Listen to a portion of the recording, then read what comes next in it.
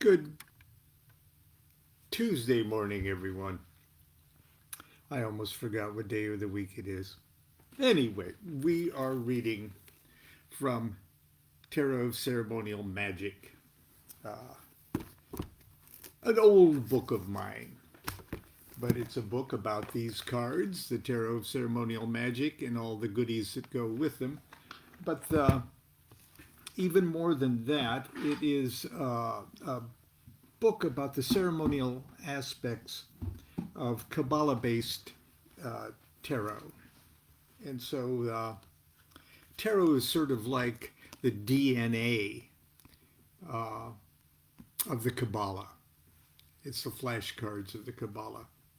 So simultaneously learning about the tarot, you sort of simultaneously learn quite a bit about the Kabbalah and all the other Kabbalah-based systems, including ceremonial magic and Enochian magic and astrology. So, but anyway, I'm not going to recap all of that. We are actually starting to talk about the court cards themselves today, which is chapter 4. And we read the introduction yesterday, and now we're ready to talk about the individual court cards. So we'll do as many as we can this morning. Starting with the Knight of Wands. Now notice that we've got a I Ching hexagram there. We're going to talk a little bit about that. And there's the degrees of the zodiac that the Knight of Wands rules, 20 degrees of Scorpio to 20 degrees of Sagittarius. So Sagittarius is mostly, or is the mutable fire, and the Knights rule primarily the mutable signs of the zodiac. And the fire sign of the zodiac is Sagittarius, so the Knight of Wands rules 2/3 of Sagittarius. And we know that it's the job of the court cards to mix. That's why they back up and adopt 10 degrees of the previous sign. And it's got all of that stuff in it too. So here we go. The official title of the Knight of Wands is Lord of Fire and the Lightning. Lord of the Flame and the Lightning, King of the Spirits of Fire. He'd be fire of fire, okay? Knight is a fire, and Wands is the fire suit. 20 degrees of Scorpio to 20 degrees of Sagittarius. That's roughly November 13th through December 12th, if that's your birthday. You might use the Knight of Wands there as your significator. The general divinatory meanings: a proud, generous man, sometimes impulsive or brutal. Action, but indicates failure if not successful on the first try. So that is a great deal of energy expanded immediately into a situation. And if all else being equal, that could be great success. But if it doesn't really happen at that initial burst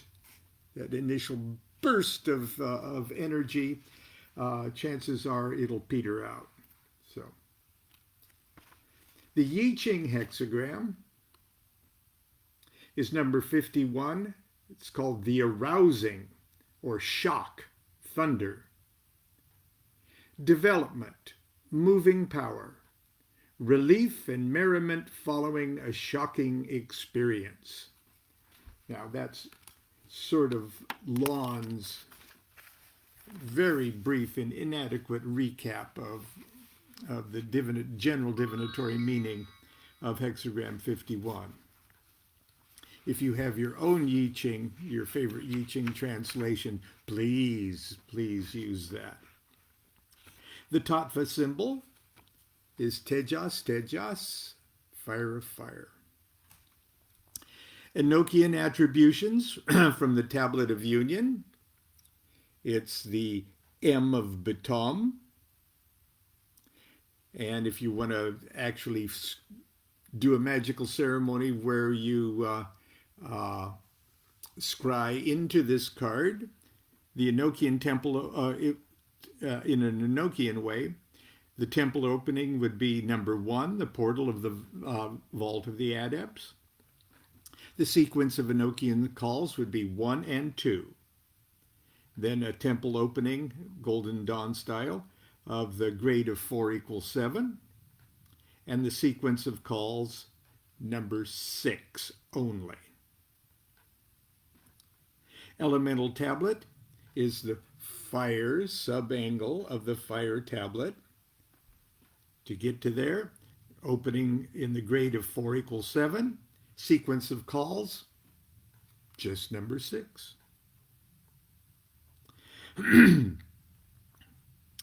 So if we're going on the Tablet of Union thing, you've got a more complicated thing. Portal ritual, and then sequence of calls 1 and 2, and then the 4 equals 7 opening, and call number 6. But if you're going to work right off the elemental tablet, it's just open in the grade of 4 equals 7 and number 6 only. The angels of the subangle, that's the cross, the white cross thing, are Rizioner calls forth the powers of the subangle, and Nirzifim compels Rizinor to obedience. The cherub, now remember the cherub is the top above the arms of the cross, and that would be Ziza. And the good angels that live underneath the arms of the cross, these are angels that compel the species and uses of the living creatures in the element of fire. That's how John Dee described those. Adre, Sips, Pali, and Akar. Can you see those? Okay. The Kakodaimonos, or the wicked spirits, would be Rad, Asi, Ixpa, and Iak. Now we'll move to the Queen of Wands. We'll go a little faster now that we sort of know what's going on. She's called Queen of the Thrones of Flame, Water of Fire. Okay, she's a queen, so she's water, and she's fire because she's wands. Okay. 20 degrees of Pisces and 20 degrees of Aries. That's roughly March 11th through April 10th. If that's your birthday, this might be your significator card. General divinatory meanings, a generous, attractive woman with a great capacity for love, but on her own terms. Sometimes fickle, obstinate, and melancholic. Constructive work under the guidance of another, that could indicate. I Ching hexagram number 17, which is called following. Generally, supreme success. Be considerate. If you would rule, first learn to serve. Tattva symbol is Tejas Apas, water of fire. Enochian attributions, the T of Betom. Temple opening number 1, portal of the vault of the adepts. Sequence of calls 1 and 2. Temple opening number 2 in the grade of 4 equals 7. Sequence of calls 6 only. If we're working directly off the elemental tablet, the water subangle of the fire tablet, temple opening is 4 equals 7. Sequence of calls is 6 and 17. Now, we only had one call for the knight. That's because he's the native subangle. He's fire of the fire tablet. That's the native subangle. And so you only need to do the one major call. But in a non-native subangle, like water of fire, you'll need 2 Enochian calls. So they'd be call 6 and 17. The angels of the subangle are Vadali, calls forth the powers of the subangle, and Ubawa compels Vadali to obedience. And there you see their names in the cross there. Cherub, above the arms of the cross. The cherub's name is Ana'a. Ana'a. The good angels living under the arms of the cross, skilled and potent in the discovery, collecting, use, and intrinsic powers of metals, also in combining stones and their powers. Now, that might not sound very practical to you. Potent in discovery, collecting, and use of and intrinsic powers of metals. Look at everything as a metaphor for something in your life. It's sort of like the descriptions of the Goetic spirits. This spirit causes corpse lights to appear on sepulchres. What do you have much use in your daily life for that in particular? Probably not. But it's a metaphor for a whole range of things that do make sense in your life.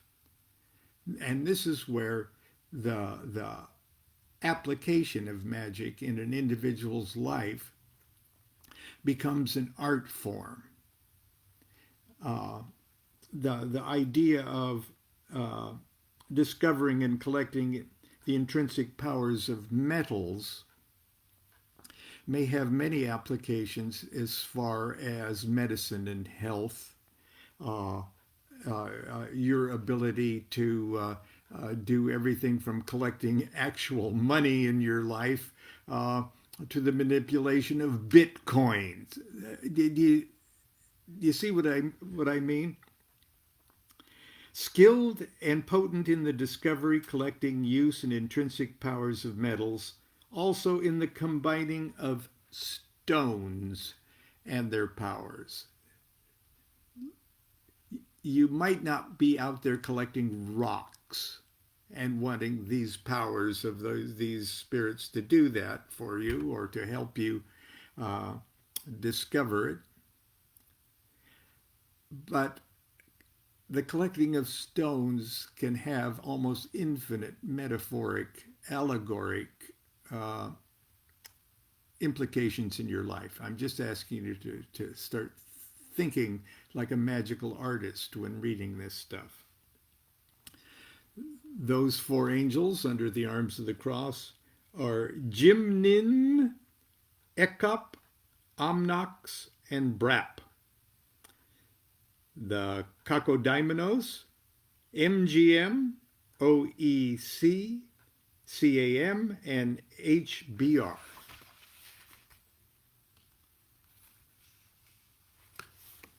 The Prince of Wands, that would be Heir of Fire. Okay, now the princes are the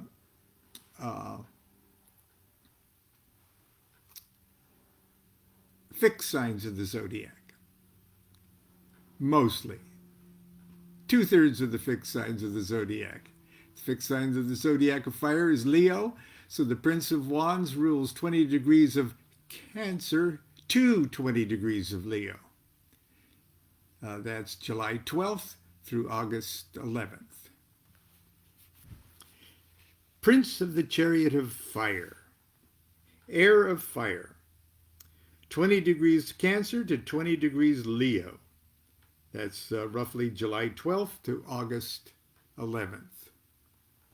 My good friend and first writing partner, Christopher Hyatt, was a Prince of Wands. He was a perfect Prince of Wands, too. General divinatory meanings: an impetuous young man, strong and energetic, a practical joker. Can be a cowardly braggart, sadistic and callous. Could mean struggling against the odds, but winning in the very long run. I Ching hexagram number 42, increase. Undertakings indicated if immediate action can be taken. And imitate that which you admire. Enochian attributions, it's the I in Bitum. Working off the Tablet of Union, it'd be the temple opening number 1, portal of the vault of the adepts, sequence of calls 1 and 2. Then the temple opening number 2, the grade of 4 equals 7, and the sequence of calls 6 only. If we're working off the elemental tablet exclusively, it's the air subangle of the fire tablet. There it is right there, air subangle of the fire tablet.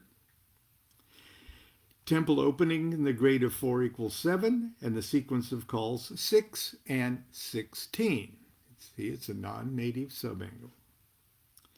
Angels of the subangle.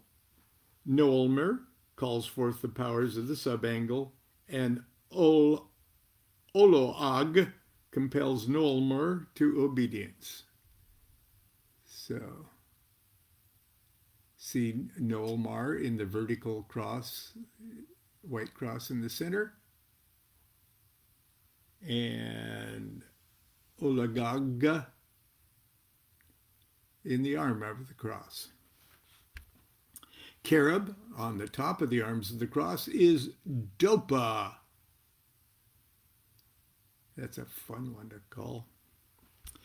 Good angels, most skilled and effective in medicine and the cure of sickness. Now, we don't have to get too metaphoric about the knowledge that that particular set of angels are responsible for. They're under the arms of the cross. Up,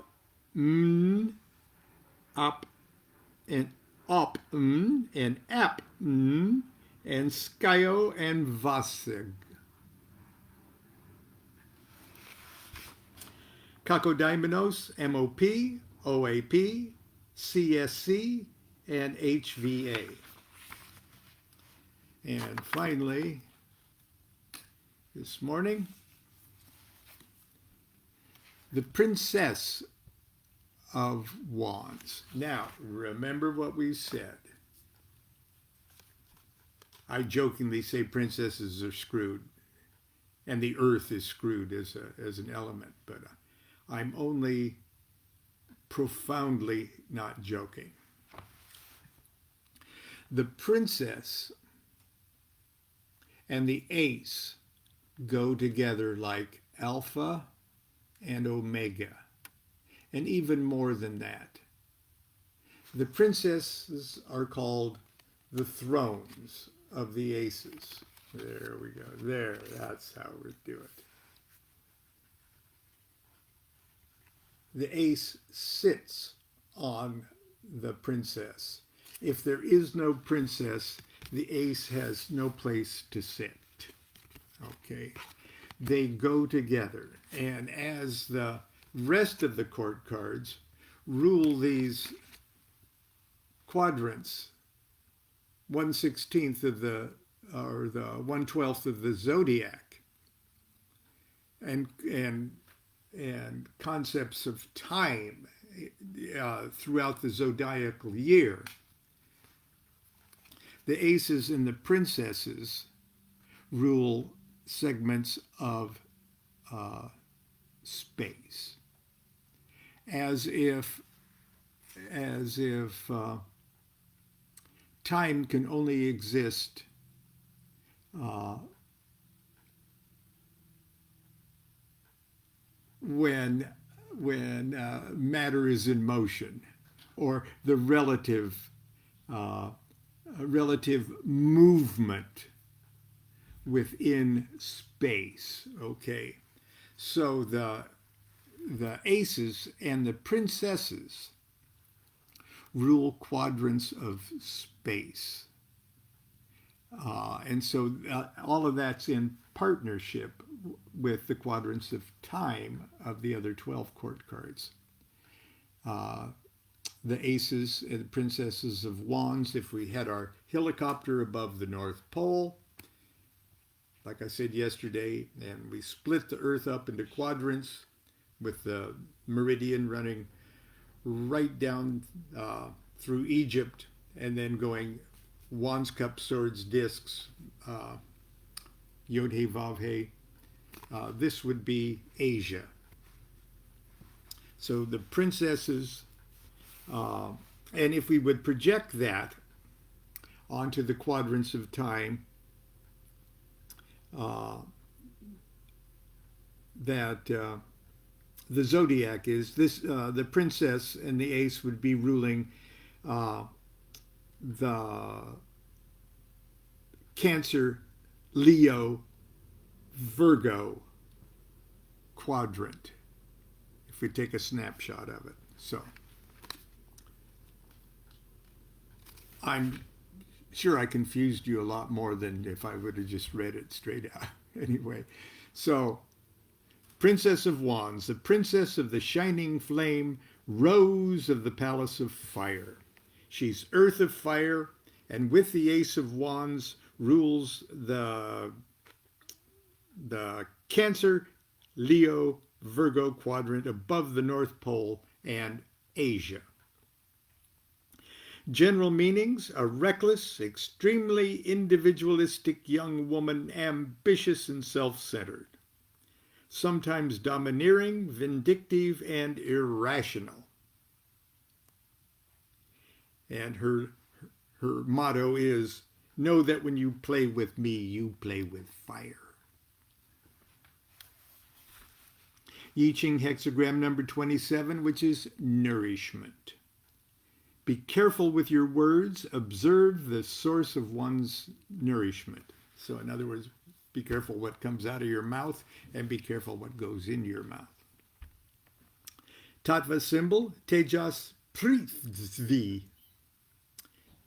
Prithvi. Prithvi. Of fire.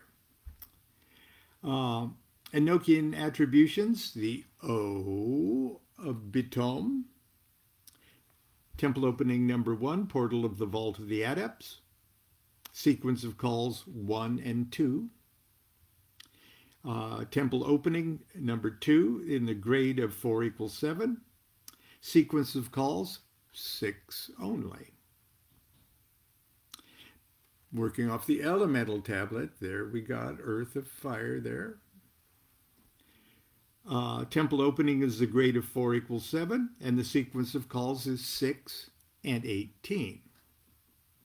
6 for the fire tablet, 18 for the earth subangle.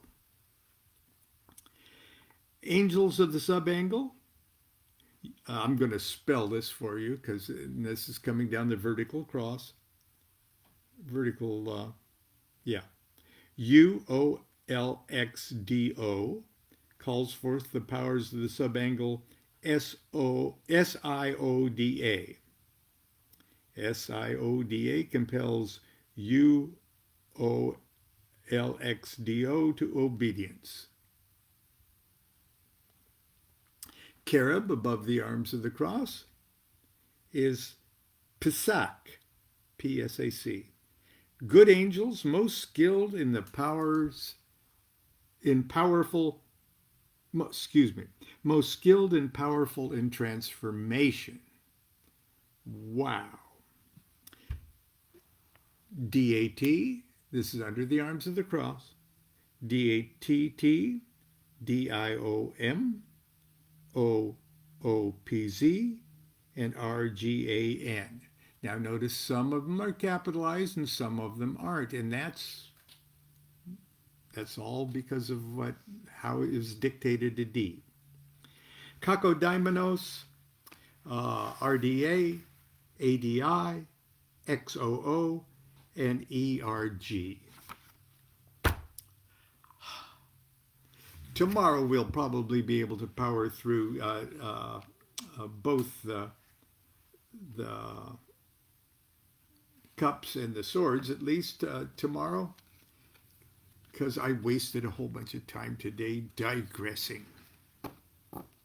Anyway, I'm going to be on the Sixth Sense podcast at 1 o'clock Pacific time today. That's why I'm kind of dressed up. So be sure to tune into that. I think the link to that is posted on my Facebook page this morning. Also, remember, a week from tomorrow night is our Astral Projection Zoom workshop. If you haven't registered for that, I would suggest you do that pretty soon, or at least don't wait to the last minute to do that, because it takes a little time and effort to get all the registrations in, and when they come in at the last minute, there's a very real chance that they will fall through the cracks, because both Venice and I are busy preparing for the event itself. So if you intend to register, I suggest that you do it pretty soon, or at least not wait to the last minute to make sure that you get the link sent to you and everything. So, okay, that's it for today. Continue to be good to yourself and be good to each other. Do what thou wilt shall be the whole of the law. Love's the law, love under will.